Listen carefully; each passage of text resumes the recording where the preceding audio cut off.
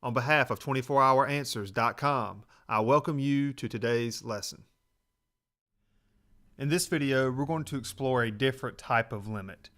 Limits do involve infinity, but sometimes we want to talk about limits at infinity. Notice all of these questions, we're letting x either approach positive or negative infinity, and we have not seen that up until this point if you've been following this series of videos.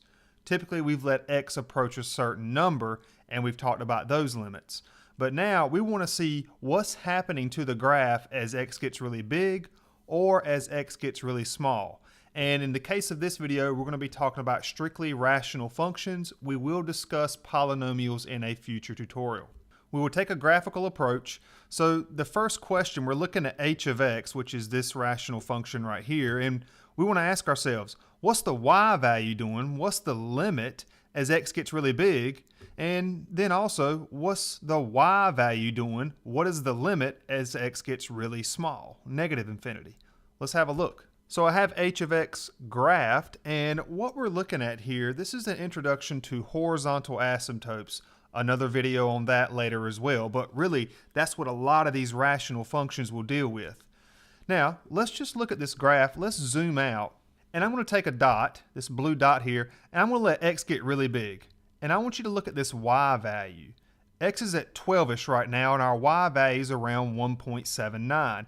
If we let x keep on going and I slide over, if I let x get bigger and bigger and bigger, what y value does it look like we're getting close to?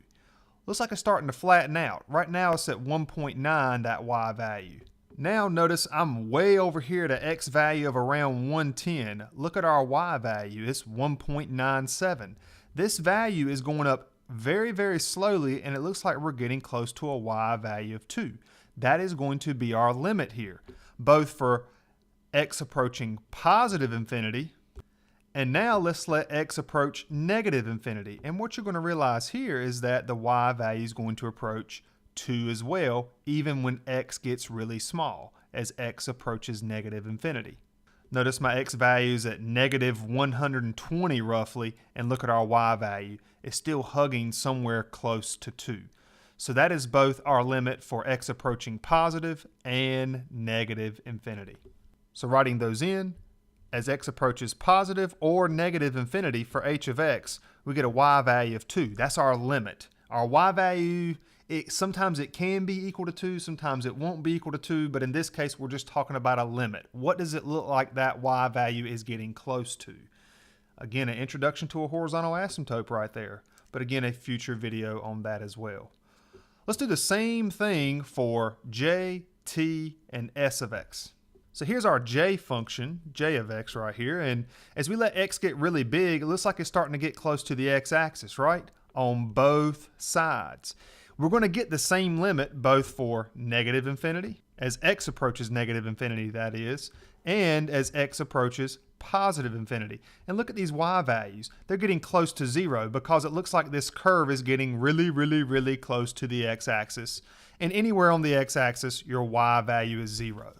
So that's going to be our limit both as x approaches positive infinity and as x approaches negative infinity. As you can see here, we're around an x value of negative 44, and our y value is very close to 0. So we get 0 for both of those. Again, horizontal asymptotes. I'm going to keep throwing that word out there. Now let's look at t of x.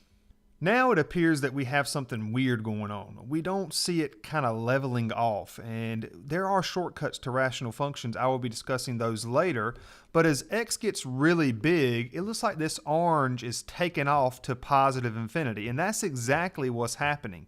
My x value right now is at roughly 8 somewhere, and our y value somewhere around 39.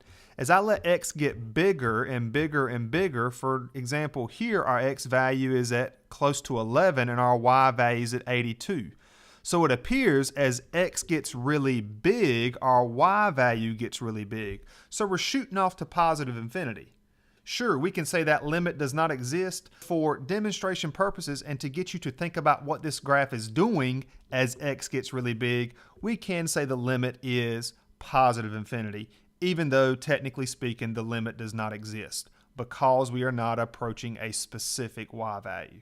Now what about as x gets really small, as x approaches negative infinity? Well, if you look here, as x gets really small, our x value is around -3, and now our x value is -3.2, but notice this y value keeps getting smaller, and it's going to keep getting smaller and smaller and smaller and smaller. It's shooting off to negative infinity. Look at our x value here, somewhere around -4. Look at our y value, -51. It's even lower on our graph. So therefore, as x approaches positive infinity, the y value, the limit, shoots off to infinity. As x approaches negative infinity, the y value shoots off to negative infinity. So even though these limits do not exist technically, it's still okay to sit there and say, hey, as our x value gets big for t of x, our y value is getting really big. That's really what that means. And as x gets really small, our y value is getting really small. One more example here, s of x, to round things out. So here is our s of x function. We have some crazy stuff going on here. We got some vertical asymptotes, but then I'm trying to go ahead and lead up to the shortcut I'm going to show you eventually, and this +3 can have an effect. I'll be talking more about that later, but a graphical approach here, as we let x get really big, x is around 6 and roughly 7 here, our y value looks pretty doggone close to 3, right? And as I let x get bigger and bigger and bigger, for example, x is around 35, our y value is still hugging somewhere close to 3, right? Now let's let x get really small. Let's let x shoot off to negative infinity.